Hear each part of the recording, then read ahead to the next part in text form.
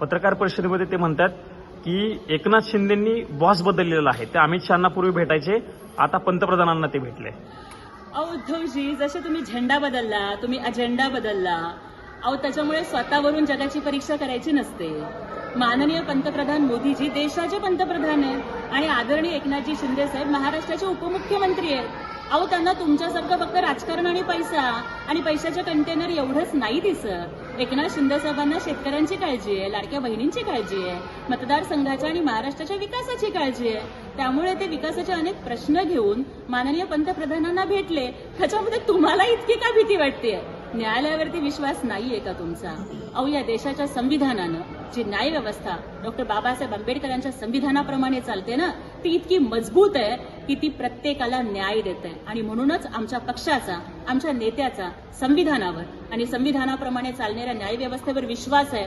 परंतु ज्या पद्धतीचा संशय उद्धव ठाकरेंनी आज पत्रकार परिषदेत व्यक्त केलाय, मला वाटतं की तो न्यायालयाचा अवमान करत आहे. ताई, कोर्टात केस सुरू असताना भेट कशामुळे दिली असा सवाल त्यांनी उपस्थित केला. बघा, कोर्टामधली केस ही सर्वोच्च न्यायालयामध्ये चालू आहे, तिथे युक्तिवाद चालू आहे.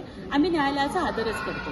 पण मला सांगा की मग एका उपमुख्यमंत्र्यांनी, एका पक्षाच्या नेत्यांनी आपल्या राज्याच्या विकासाचे प्रश्न घेऊन पंतप्रधानांना भेटायचंच नाही का? उद्धव ठाकरे हे घर कोंबडा आहे, ते कधी घराच्या बाहेर पडत नाही, त्यांना कुणाचं देणं घेणं नाही.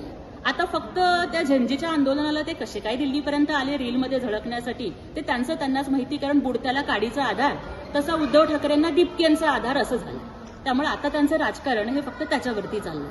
त्यांना विकास माहिती नाही, त्यांना प्रश्न माहिती नाहीत. जनतेच्या प्रश्नासाठी जाऊन भेटायचं असतं, त्याचा पाठपुरावा करायचा असतो, हे माहितीच नाही ना उद्धव ठाकरेंना. त्यामुळे त्यांना सारखं तसं वाटतं, फोमो झालाय त्यांना झेंजीच्या भाषेत. गद्दारांना भेटायला वेळ आहे, पण झेंजींना भेटायला त्यांना वेळ नाही, आंदोलनकर्त्यांना भेटायला वेळ नाही, असं तेही म्हणतात.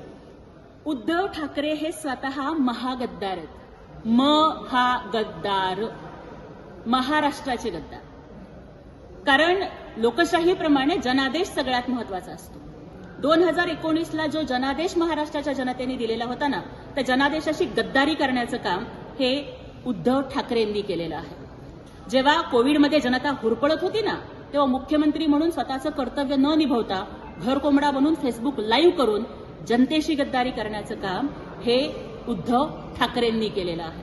आणि त्याचबरोबर हिंदू हृदय सम्राट बाळासाहेब ठाकरेंना जनाब बाळासाहेब ठाकरे म्हणणारे, आपल्या पक्षाच्या रॅल्यांमध्ये पाकिस्तानचे झेंडे नाचवणारे, मुंबई बॉम्बस्फोटातल्या आरोपीला स्वतःच्या प्रचाराला बोलवणारे आणि वंदे मातरम म्हणायला नकार देणारे अबू आझमीला आणि कारसेवकांच्यावरती गोळ्या चालवणाऱ्या सपाच्या नेत्यांना मातोश्रीवरती बोलवून बाळासाहेबांच्या फोटो पुढे त्याचा सत्कार करणारे उद्धव ठाकरे हिंदुत्वाचे महागद्दार आहेत, महाराष्ट्राचे गद्दार आहेत.